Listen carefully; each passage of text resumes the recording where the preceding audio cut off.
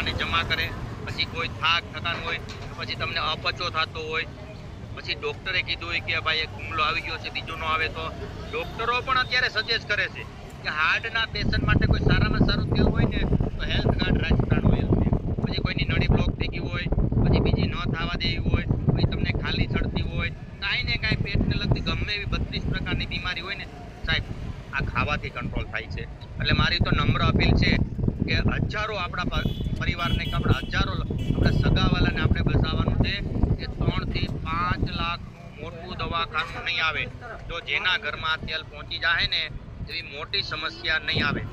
એટલે મોટામાં મોટું કારણ છે કે આપણો ઘરનો સામાન બીમારી એટલે હે ને મોટામાં મોટી સંખ્યામાં જાજા લોકોને આ તેલ જાય એવા આપણા પ્રયાસ કરવાના છે. કારણ કે એક જ તેલ એવું આપણા હાથમાં આવેલું છે કે ભાઈ આપણા આરોગ્યને બચાવશે. બાકી માર્કેટનું એક પણ તેલ એવું નથી કે એ ખાઈને આપણે બીમાર નથી પડતું.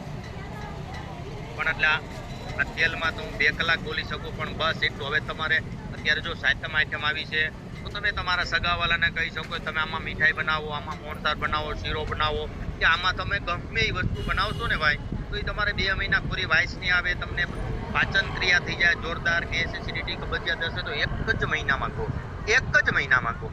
આમાં તમે મોહનથાળ બનાવો, ગમે એ વસ્તુ બનાવો, તમે આપો, પાચન માટે બેસ્ટ. પછી બીજું અત્યારે લોકો વેચાતું ઘી લે છે તો એને તમે કહો ભાઈ તમારે ઘી લેવાની જરૂર નથી, આ તેલમાં બધી મીઠાઈ બનાવો, તમારા ઘરમાં આરોગ્ય આવશે અને પૈસા આવશે તો કેટલું સારું લાગે. એટલે એક આ મિશન છે અને એક આ દુવા લેવાનો બિઝનેસ છે સાહેબ. અત્યારે લોકોને તમે એમ કહો ને કે ભાઈ કે તમારું તેલ મોંઘું છે તો આપણે એમ કે ભાઈ અમારા 2450 રૂપિયા છે તો એ કે ભાઈ અમે તો 1600 રૂપિયાનું તેલ લઈ આવીએ છીએ કે.